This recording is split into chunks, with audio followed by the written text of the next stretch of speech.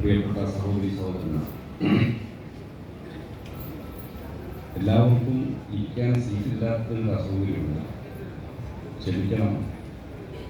എല്ലാവരും കൺവെൻഷൻ കഴിയുന്നതുവരെ സഹകരിക്കണമെന്ന് അമുഖമായി കരുതുകയാണ്. കുറേ നേതാക്കളുണ്ട്, അധികം വീട്ടിൽ സംസാരിക്കുന്നത് കുറച്ച് കൊടുത്തതാണ്.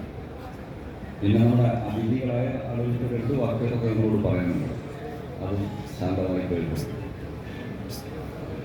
മുതലപ്പുറം മൈതാനത്ത് 2 ദിവസം മുമ്പ് നടത്താൻ തീരുമാനിച്ചതായിരുന്നു കൺവെൻഷൻ. അന്ന് കടുത്ത മഴയായി. പിന്നീട് കാലാവസ്ഥാ സ്ഥിതിഗതികളെക്കുറിച്ച് പരിശോധിച്ച് നോക്കിയിട്ട് 3-4 ദിവസം മഴ തന്നെയാണെന്ന് മനസ്സിലാക്കാൻ കഴിഞ്ഞു. ഇന്ന് കടുത്ത മഴയില്ലെങ്കിൽ മഴയുടെ ലക്ഷണമാണ്. അതുകൊണ്ടാണ് ഇങ്ങോട്ട് മാറ്റിയത്. ഈ ഹാള് തിങ്ങി നടന്ന LDF പ്രവർത്തകരുടെ ഈ സമ്മേളനം തെരഞ്ഞെടുപ്പ് പ്രവർത്തനത്തിന് വളരെ ആവേശം നൽകുന്നതാണ്. 1ാം ഘട്ടത്തിൽ തന്നെ നമ്മൾ ജയിച്ചു കഴിഞ്ഞു. അതെങ്ങനെയെന്ന് വെച്ചാൽ UDF അവരുടെ പ്രധാനപ്പെട്ട സ്ഥാനാർത്ഥിയായി കോൺഗ്രസിൻ്റെ അഖിലേന്ത്യാ നേതാവ് കൂടിയായ രമേശ് ചെന്നിത്തല വലിയ കൊട്ടിഘോഷിച്ച് സർപ്രൈസ് കാൻഡിഡേറ്റ് എന്നൊക്കെ പറഞ്ഞ് അവതരിപ്പിച്ചയാൾ വോട്ടർ പട്ടികയിൽ പേര് പോലും ഇല്ലാത്ത ഒരാളാണെന്ന് വന്നതോടുകൂടി അവരാകെ നാണം കെട്ടു. എന്നിട്ടും അദ്ദേഹം വാദിച്ചു. ആ സുഹൃത്ത് ഒരു സിനിമാ രംഗത്തെ പ്രമുഖനായ ഒരു പ്രവർത്തകനാണ്. ഞാൻ അദ്ദേഹത്തെ അവമാനിക്കില്ല. അദ്ദേഹത്തെ കോൺഗ്രസ് അവമാനിച്ചാണ് വസ്തുത. കോൺഗ്രസിൻ്റെ മലാപ്പറമ്പ് കൗൺസിലർ പറഞ്ഞു, എന്നോടൊപ്പം പോയിട്ടാണ് 2020 അദ്ദേഹം മലാപ്പറമ്പ് സ്കൂളിൽ വോട്ട് ചെയ്തത്. 2020 വോട്ടർ പട്ടികയിൽ അദ്ദേഹത്തിന് വോട്ടില്ല. ലോക്സഭ നിയമസഭാ തെരഞ്ഞെടുപ്പുകളിലെ വോട്ടർ പട്ടികയും തദ്ദേശ ഭരണ സ്ഥാപനങ്ങളിലേക്കുള്ള തെരഞ്ഞെടുപ്പ് പട്ടികയും 2ആണ്. ഈ പ്രാഥമിക കാര്യം പോലും കോൺഗ്രസ്സുകാർക്കറിയില്ല. എന്നിട്ട് അവർ വാദിക്കുക വോട്ട് നഷ്ടപ്പെടുത്തിയതാണ് രാഷ്ട്രീയമായി. LDFന് നേരെയാണ് ആക്ഷേപം. പക്ഷെ അത് ക്ലച്ച് പിടിച്ചില്ല. ജനങ്ങൾക്കെല്ലാം മനസ്സിലായി ഇതൊരു സംഭവമല്ല. കോവൂർ വാർഡിലേക്ക് കോൺഗ്രസ് നിയോഗിച്ച ഒരു സ്ഥാനാർത്ഥി ഉണ്ടായിരുന്നു, പ്രഖ്യാപിച്ച സ്ഥാനാർത്ഥി. അവരും പരിശോധിച്ച് നോക്കിയപ്പോൾ അവർക്ക് വോട്ടില്ല. അതും മാറ്റേണ്ടി വന്നു. ഇതാണ് കോൺഗ്രസ്. ഇവർക്ക് എങ്ങനെയാണ് ഈ നഗരസഭ ഭരിക്കാൻ സാധിക്കുക? ഇതുപോലുള്ള ആളുകൾ ഇത്ര നിരുത്തരവാദിത്ത സ്വഭാവമുള്ള, ഗൗരവമായി കാണേണ്ട ഒരു തെരഞ്ഞെടുപ്പിനെ പോലും ഗൗരവമായി സമീപിക്കാൻ കഴിയാത്ത കോൺഗ്രസ് UDF കോഴിക്കോട് പോലുള്ളൊരു ചരിത്ര നഗരത്തിൻ്റെ ഭരണസാരഥ്യം ഏൽക്കാൻ യോഗ്യരല്ല എന്ന് അവർ തന്നെ തെളിയിച്ചിരിക്കുകയാണ്. നല്ല വിജയപ്രതീക്ഷയോടെയാണ് LDF ഈ തെരഞ്ഞെടുപ്പിൽ മത്സരിക്കുന്നത്. 2 പോയിന്റ് മാത്രമേ ഞാൻ പറയുന്നത്. ഒന്ന്, എന്തിനാണ് ഇടതുപക്ഷ ജനാധിപത്യ മുന്നണിയെ ജയിപ്പിക്കേണ്ടത്? കേരളത്തിൽ നിന്ന് LDFൻ്റെ ഗവൺമെൻറ്റാണ്. 2 ടേം പൂർത്തിയാക്കാൻ പോവുകയാണ്. 3ാം തവണയും LDF അധികാരത്തിൽ വരുമെന്ന ശുഭാപ്തി വിശ്വാസം ജനങ്ങൾക്കുണ്ട്, ജനങ്ങൾ പ്രതീക്ഷിക്കുന്നുണ്ട്. 2016 LDF ഗവൺമെൻറ് അധികാരത്തിൽ വരുമ്പോഴുള്ള ഗവൺമെൻറ് അല്ല, സ്ഥിതിയല്ല ഇന്ന് കേരളത്തിൽ. വലിയ വികസനം കേരളത്തിലുണ്ടായി. ഇന്ത്യയിൽ ആദ്യമായി ഒരു സംസ്ഥാനം അതിദാരിദ്ര്യമുക്ത സംസ്ഥാനമായി മാറി എന്ന് പറഞ്ഞാൽ അതൊരു ചരിത്രമാണ്. എളുപ്പം നേടാൻ കഴിയുന്നതല്ല. ഒരു ചൈനീസ് സംഘം കേരളത്തിൽ വന്ന് അവർ ചോദിക്കുകയാണ്, എങ്ങനെയാണ് നിങ്ങൾക്ക് ഈ നേട്ടം നേടാൻ സാധിച്ചത്? 1949 ചൈനീസ് കമ്മ്യൂണിസ്റ്റ് പാർട്ടിയുടെ നേതൃത്വത്തിൽ ഭരണം ആരംഭിച്ച ചൈനയിൽ ഇത്ര എളുപ്പത്തിൽ അതിദാരിദ്ര്യം നീക്കം ചെയ്യാൻ സാധിച്ചിട്ടില്ല. നിങ്ങൾക്ക് എങ്ങനെ കഴിഞ്ഞു എന്നാണ് ചോദിക്കുന്നത് അത്ഭുതത്തോടെ. ഇവിടെ പ്രതിപക്ഷവും ചില രാഷ്ട്രീയ നേതാക്കന്മാരും പ്രതിപക്ഷ നേതാക്കന്മാരും ഒക്കെ ചേർന്ന് ഈ വലിയ നേട്ടത്തെ ഇകഴ്ത്താൻ ശ്രമിക്കുമ്പോൾ അന്തർദേശീയ മാധ്യമങ്ങൾ വലിയ ബഹുമാനത്തോടെയാണ് കേരളത്തെ സംബന്ധിച്ച് എഴുതുന്നത്, പറയുന്നത്. ഇതൊരു കാര്യമാണ്. ഇതൊരു ദിവസം ഇരുന്ന് പ്രഖ്യാപിച്ചതല്ല. 2021 രണ്ടാമതും അധികാരത്തിൽ വന്ന ഉടനെ ആദ്യം ചേർന്ന മന്ത്രിസഭാ യോഗത്തിൻ്റെ തീരുമാനമാണ് അതിദാരിദ്ര്യം നിർമ്മാർജ്ജനം ചെയ്യുക എന്നത്.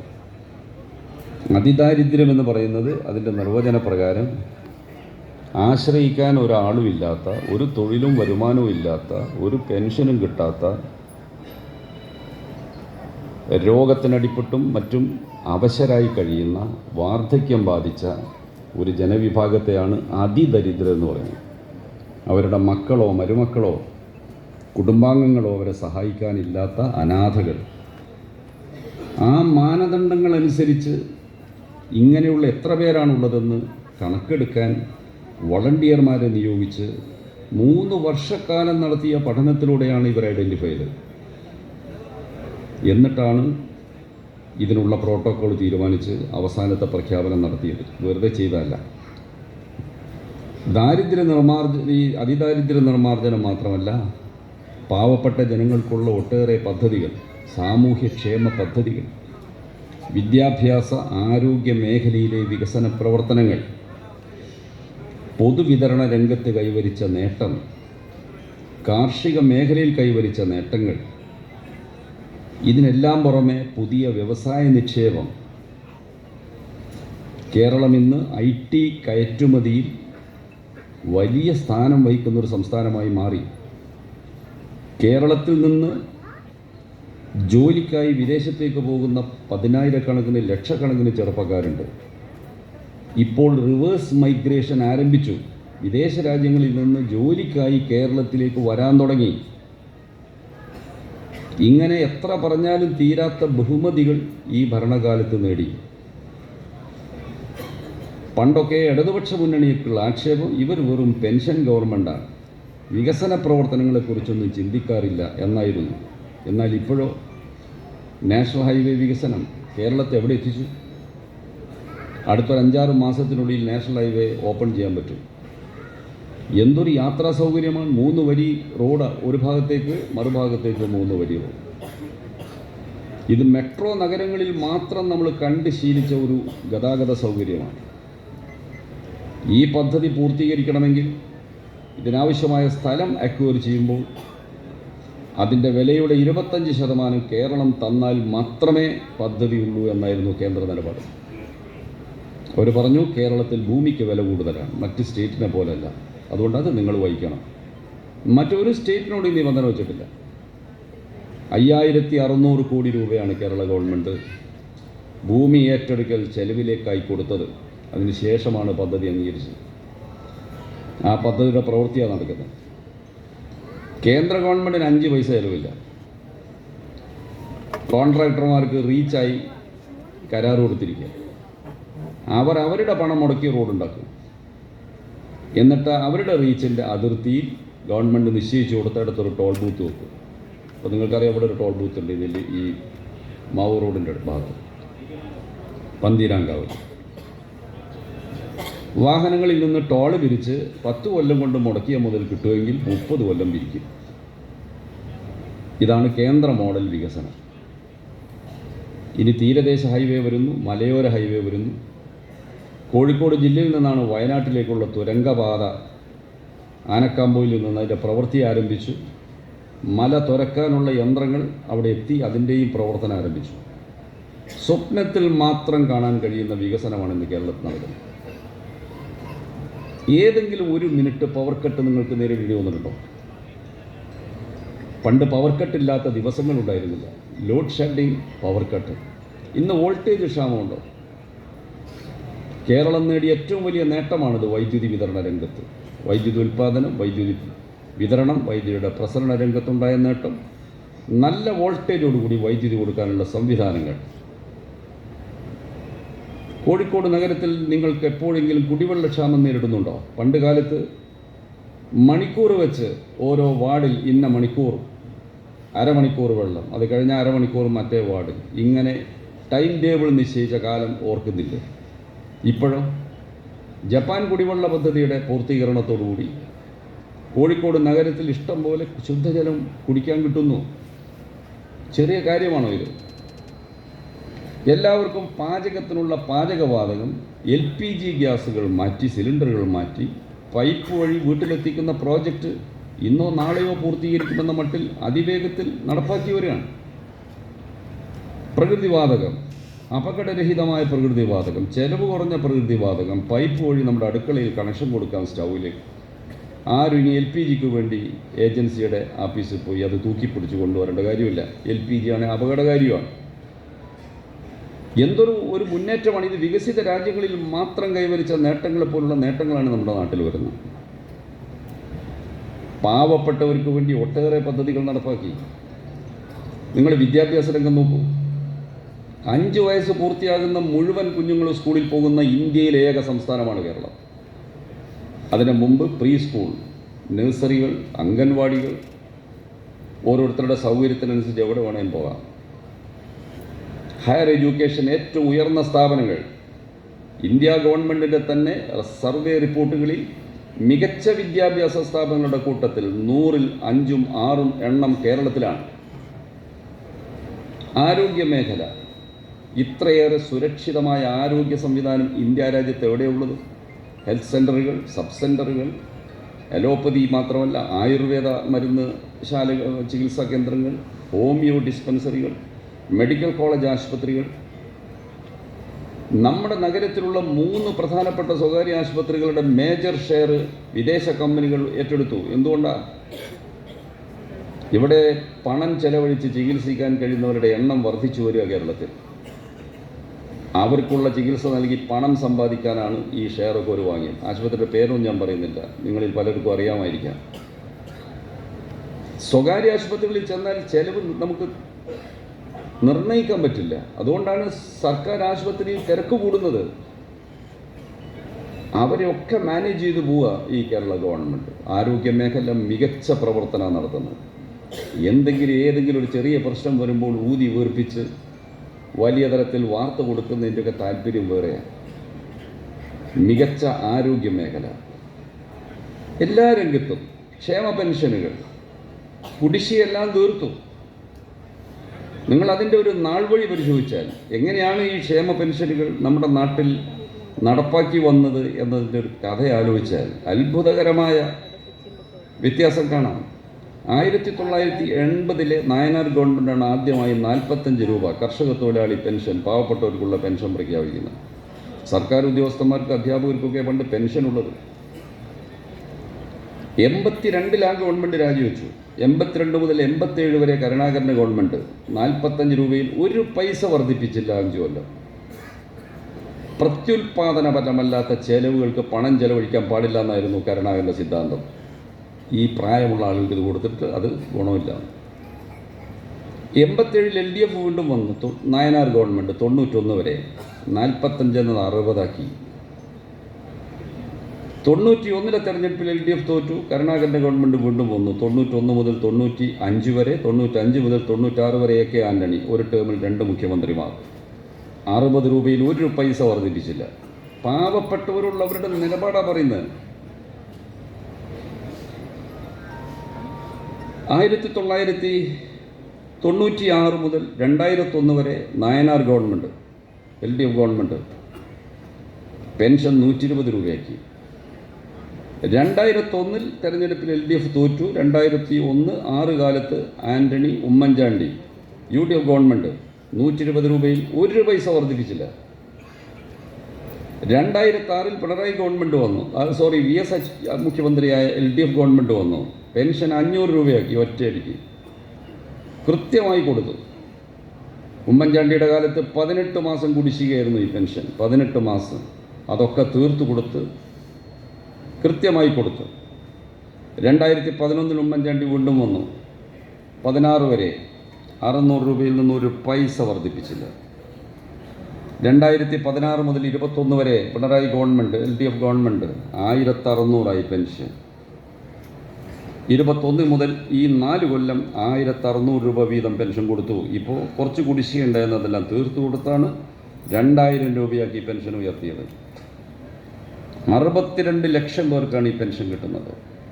ചെറിയ കാര്യമാണ് ഒരു ഗവൺമെൻറ് ചെയ്യുന്ന കാര്യം. ഈ ഗവൺമെൻറ് തുടരേണ്ടതുണ്ടോ എന്നതാണ് കേരളത്തിലെ ജനങ്ങളുടെ മുമ്പിലുള്ള ചോദ്യം.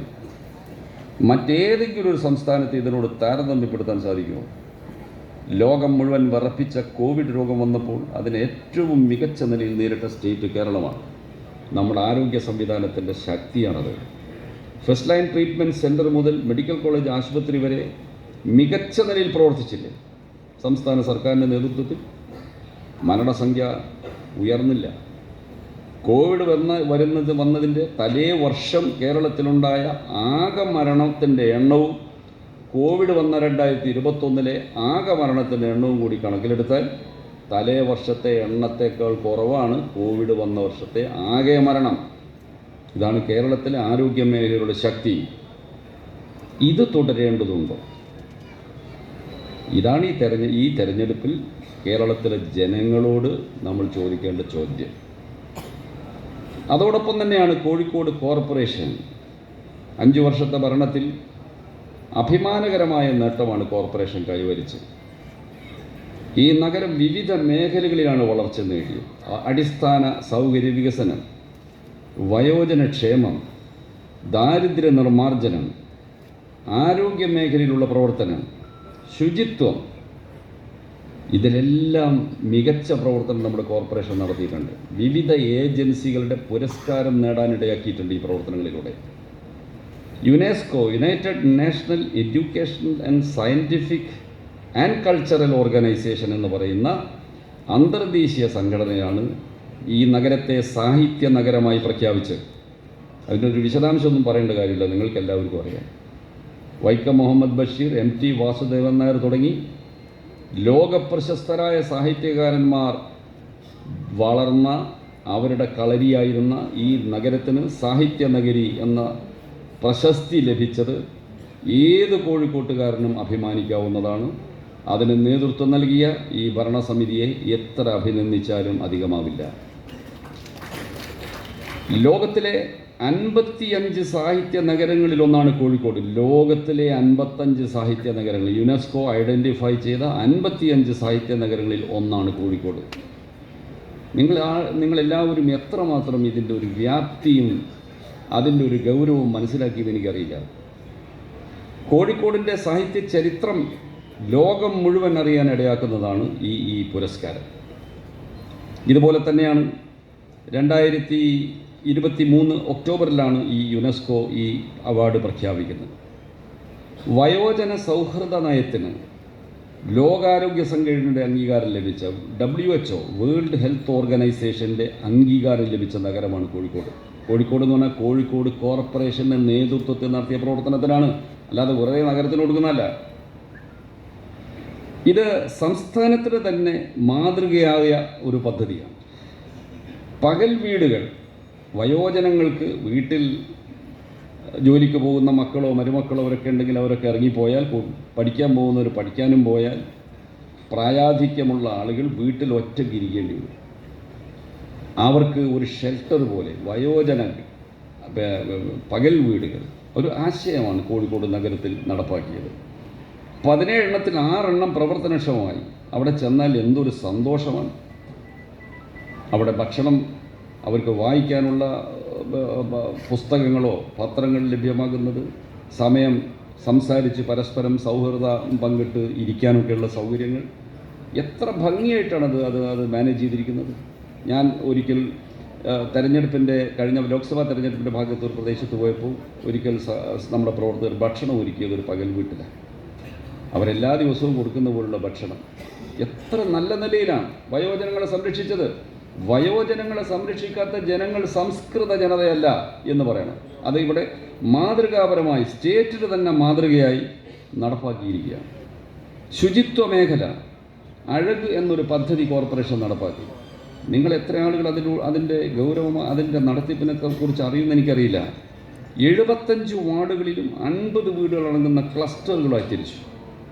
എന്നിട്ടാണ് ഈ മാലിന്യ ശേഖരണത്തിനുള്ള പ്രവർത്തനങ്ങൾ പ്ലാൻ ചെയ്തത്. അതുകൊണ്ട് നമ്മുടെ നഗരം ഇന്ന് ഏറ്റവും ശുചിത്വമുള്ള ഒരു നഗരമായി മാറി. ആർക്കും അഭിമാനിക്കാം. പഴയ കോഴിക്കോടല്ല, ഞെളിയമ്പറമ്പ് ഏത് കാലവും ചർച്ചാ വിഷയമായതാണ്.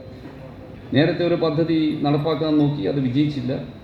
ഇപ്പോൾ ഇന്ത്യയിലെ തന്നെ ഏറ്റവും പ്രമുഖ പൊതുമേഖലാ കമ്പനിയായ BPCL, Bharat petroleum corporation limited എന്ന കേന്ദ്ര പൊതുമേഖലാ കമ്പനി, വലിയ ലാഭം ഉണ്ടാക്കുന്ന പെട്രോളിയം കമ്പനിയാണ്. രാജ്യത്തെ തന്നെ ഏറ്റവും വലിയ പൊതുമേഖലാ പെട്രോളിയം കമ്പനിയാണ് BPCL. കംപ്രസ്ഡ് ബയോഗ്യാസ് പ്ലാന്റ് നിർമ്മിക്കാനുള്ള കരാറിൽ ഒപ്പിട്ടു. അതിൻ്റെ പ്രവൃത്തി നടന്നുകൊണ്ടിരിക്കുകയാണ്. അത് വന്നു കഴിഞ്ഞാൽ ജൈവമാലിന്യം അടിഞ്ഞുകൂടുന്ന എളിയമ്പറമ്പിൻ്റെ സ്വഭാവത്തിൽ തന്നെ മാറ്റം വരും. കേരളത്തിലാകെ ഇതുപോലെ മാലിന്യ നിർമ്മാർജ്ജനത്തിൻ്റെ ഭാഗമായി എറണാകുളത്തും തൃശ്ശൂരിലെ ലാലുവോ മാലിന്യത്തിൻ്റെ കൂമ്പാരമായിരുന്നു. അവിടെ മാറ്റിയെടുത്തു. അതുപോലെ തന്നെയാണ് എറണാകുളത്തും സ്ഥിതികൾ മാറ്റിയെടുത്തു. അതുപോലെ തന്നെയാണ് നമ്മുടെ എളിയമ്പറമ്പ് മാറാൻ പോകുന്നത്. ലൈഫ് പദ്ധതിയിലൂടെ പറഞ്ഞു 4000 വീടുകളാണ് ലൈഫ് പദ്ധതി കോഴിക്കോട് കോർപ്പറേഷനിൽ മാത്രം കൊടുത്തത്. കേരളത്തിലാകെ കൊടുത്തതിനാണെങ്കിൽ ഞാൻ വേറെ പറയാം. 93 കോടി രൂപയാണ് കോർപ്പറേഷൻ്റെ പങ്ക് അവർ വഹിച്ചത്. ബാക്കി സ്റ്റേറ്റ് ഗവൺമെൻറ്, മറ്റ് ഏജൻസികൾ.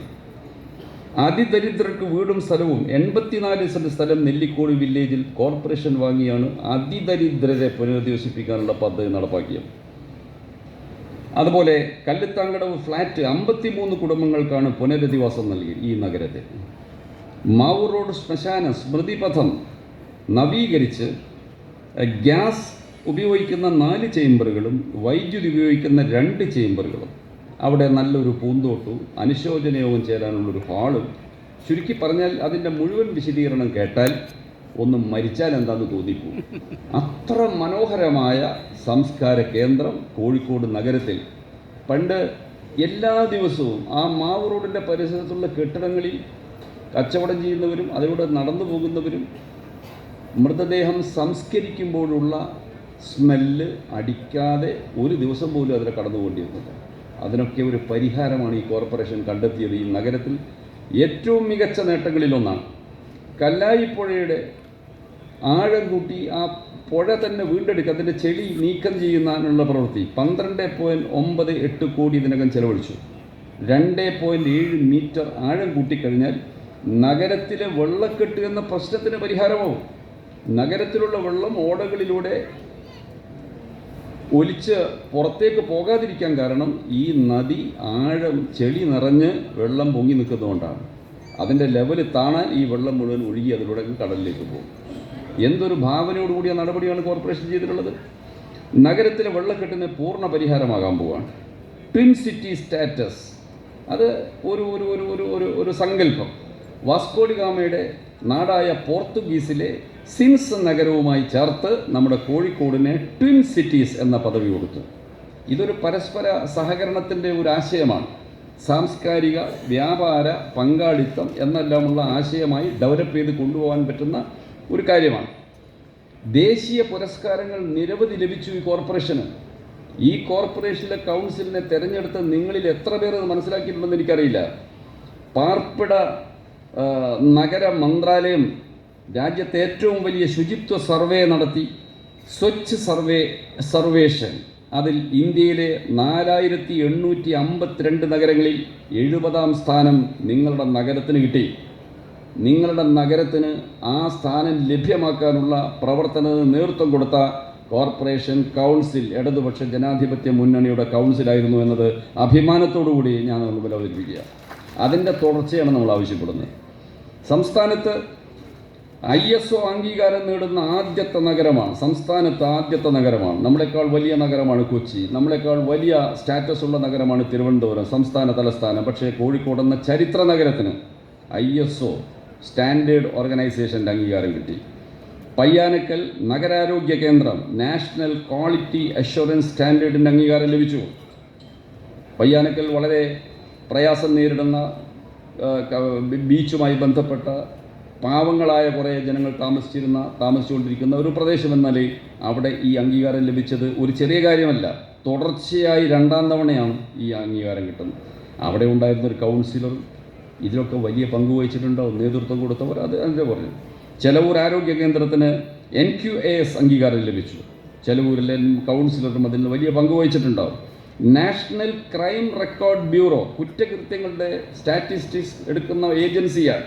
കുറ്റകൃത്യങ്ങൾ ഏറ്റവും കുറഞ്ഞ നഗരം എന്ന പേര് ഇന്ത്യയിൽ കോഴിക്കോട് നഗരത്തിന് നാഷണൽ ക്രൈം റെക്കോർഡ് ബ്യൂറോ ആണ് അംഗീകരിച്ചു വന്നത്. അല്ല, നമ്മളാരും പറയുന്നതല്ല.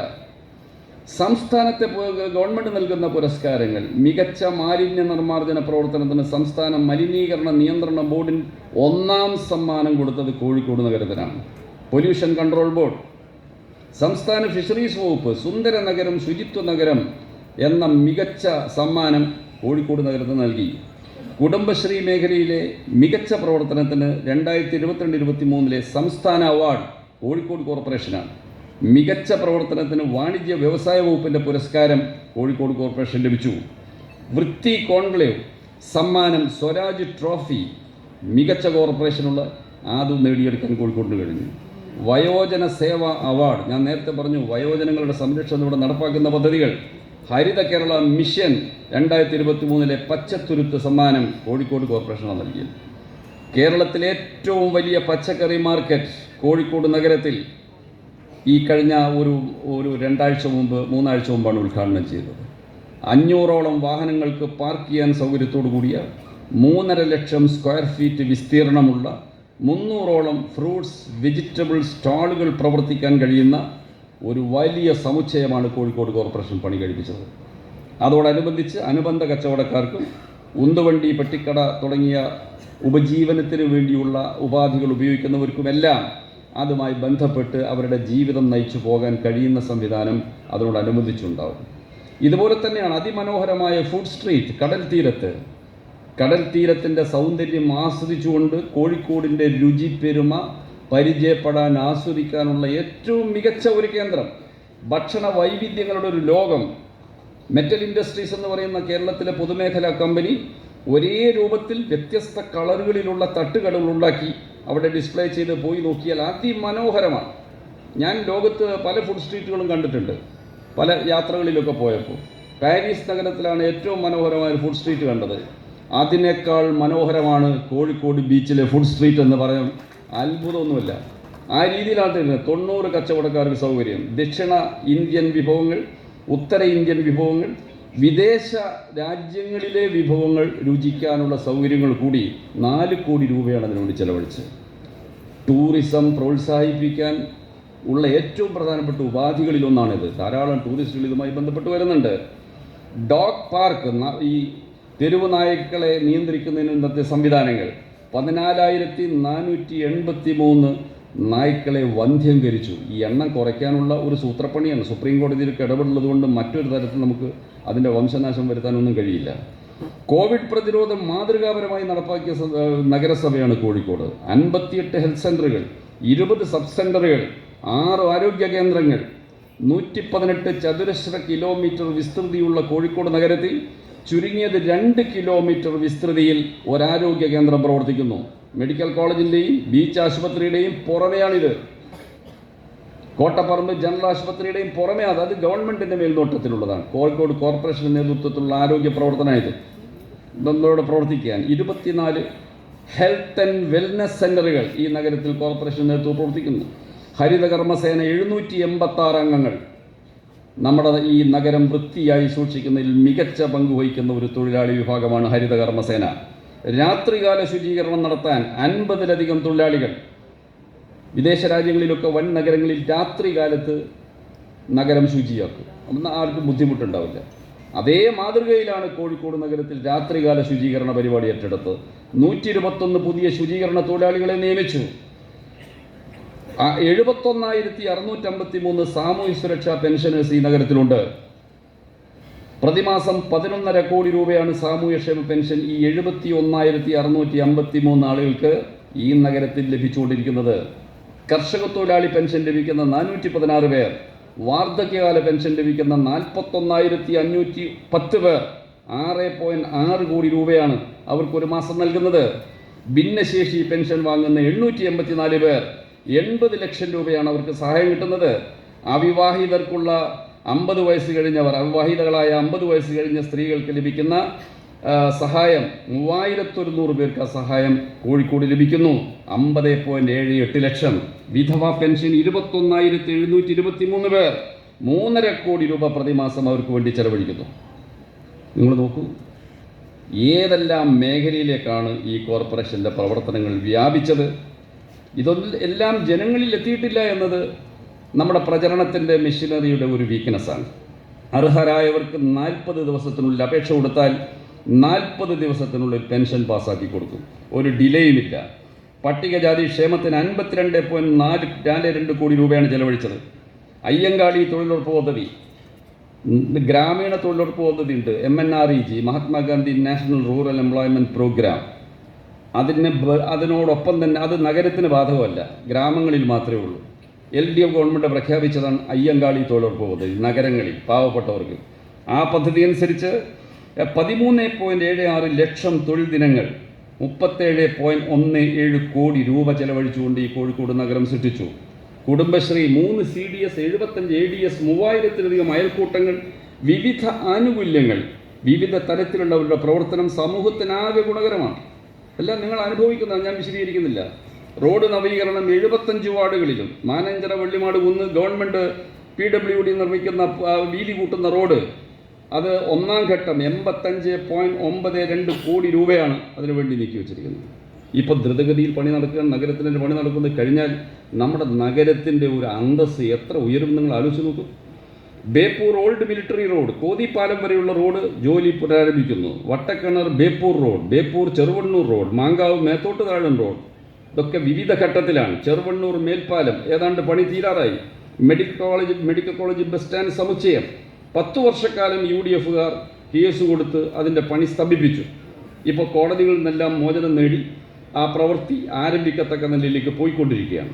സർക്കാരിൻ്റെ നിയന്ത്രണത്തിലുള്ള റോഡുകൾ പന്നിയങ്കര പന്തീരാങ്കാവ് റോഡ് നഗരത്തിൻ്റെ ഒരു ഭാഗത്തേക്ക് വരുന്നു. 83.94 കോടി രൂപയാണ് അതിന് അടങ്കൽ ചെലവ്.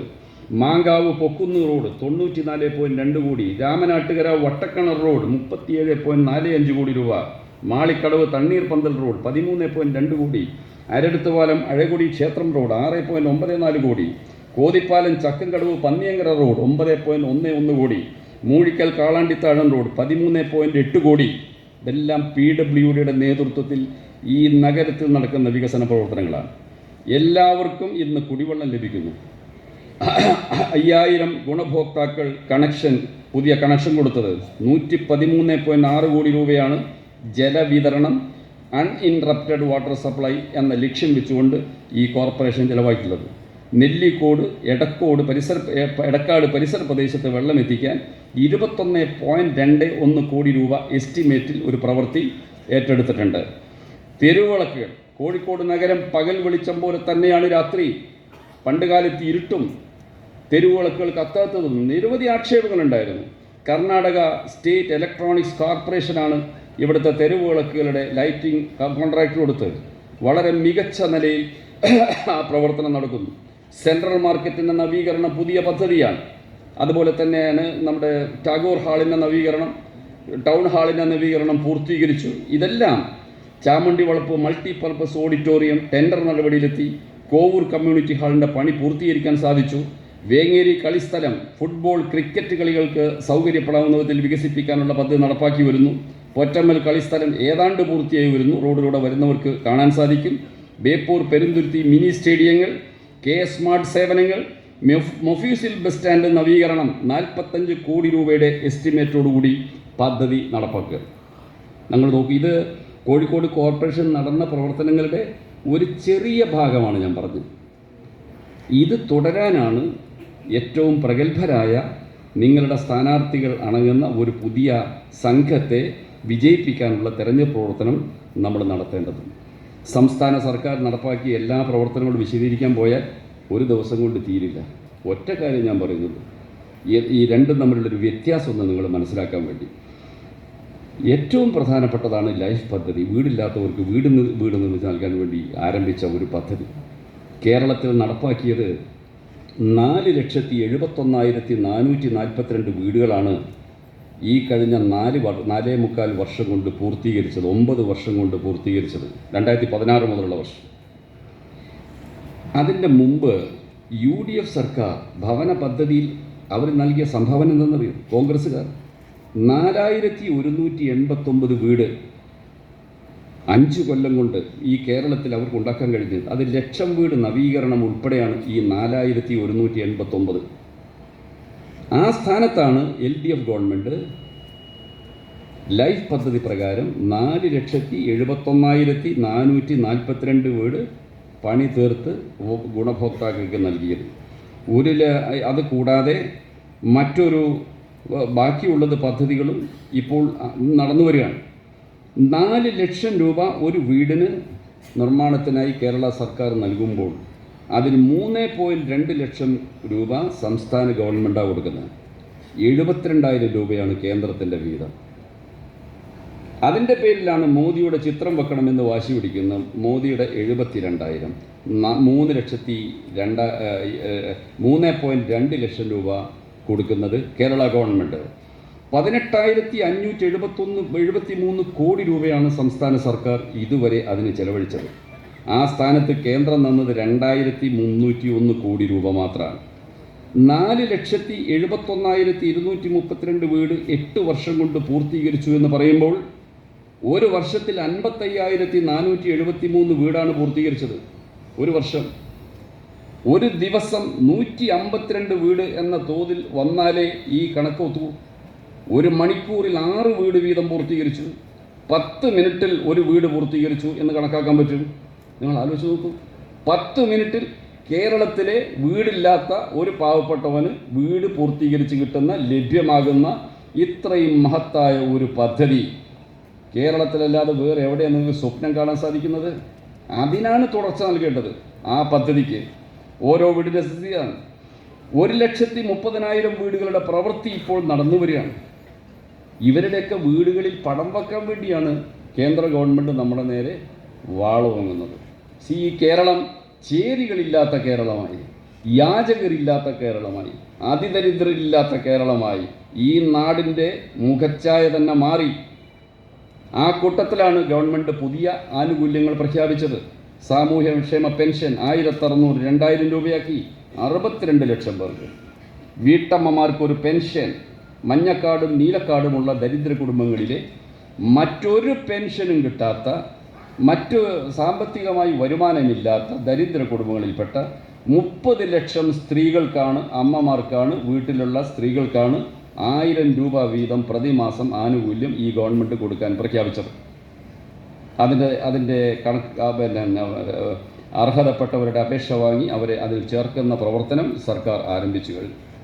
വിദ്യാഭ്യാസം പൂർത്തിയാക്കി ജോലിക്ക് പോകാൻ വിവിധ പരിശീലന കോഴ്സുകളൊക്കെ എഴുതുകയും പരിശീലിക്കുകയൊക്കെ ചെയ്തുകൊണ്ടിരിക്കുന്ന ചെറുപ്പക്കാർക്ക് 10,000 രൂപ 1,000 രൂപ പ്രതിമാസം കണക്ട് ടു വർക്ക്, ജോലിയുമായി അവരെ ബന്ധപ്പെടുത്താനുള്ളൊരു പദ്ധതി എന്ന പേരിൽ കേരളത്തിൽ നടപ്പാക്കുകയാണ്. ഏറ്റവും ചുരുങ്ങിയത് 5 ലക്ഷം യുവക്കൾക്ക് ഈ ആനുകൂല്യം കൊടുക്കേണ്ടി വരുമെന്നാണ് കണക്കാക്കുന്നത്. അംഗനവാടി വർക്കർക്കും ഹെൽപ്പർക്കും 1,000 രൂപ വീതം അവരുടെ ഹോണറേറിയത്തിൽ വർധന വരുത്തി. അവരുടെ ജോലി കേരള ഗവൺമെൻറ് ഉണ്ടാക്കിയ ജോലിയല്ല, കേന്ദ്ര ഗവൺമെൻറ്റിൻ്റെ പദ്ധതി ICDS, integrated child development scheme എന്ന് പറയുന്നത്. കേന്ദ്രം ഒരു ചെറിയ തുക തരും, ഈ പാവങ്ങൾക്ക് ജീവിക്കാൻ പറ്റും. അതുകൊണ്ട് സ്റ്റേറ്റ് ഗവൺമെൻറ്റാണ് ബാക്കി മുഴുവൻ കൊടുക്കുന്നത്. ഇത് തന്നെയാണ് ആശ, അക്രഡിറ്റഡ് സോഷ്യൽ ഹെൽത്ത് ആക്ടിവിസ്റ്റ്, വളണ്ടിയറാണെന്നാണ് പറയുന്നത്. 1,000 രൂപയാണ് അവരുടെ ഓണറേറിയത്തിൽ കേരള ഗവൺമെൻറ് വർദ്ധിപ്പിച്ചു കൊടുക്കുന്നത്. സ്കൂളിൽ ഭക്ഷണം ഉണ്ടാക്കുന്ന അമ്മച്ചിമാർക്ക് ദിവസത്തിൽ 50 രൂപ വർദ്ധിപ്പിച്ചു കൊടുക്കാൻ കേരള ഗവൺമെൻറ് പ്രഖ്യാപിച്ചു. ഇതെല്ലാം കൂടി ചേർത്താൽ എത്ര ആൾക്ക് ആനുകൂല്യം വരുന്നു? സാക്ഷരതാ പ്രേരകന് ആനുകൂല്യം പ്രഖ്യാപിച്ചു. റബ്ബർ കൃഷിക്കാർക്ക് 1 കിലോ റബ്ബറിന് 180 രൂപ എന്നത് 200 രൂപയാക്കി ഉയർത്തി. നെല്ല് സംഭരണത്തിന് തുക 1 കിലോയ്ക്ക് 30 രൂപയാക്കി ഉയർത്തി.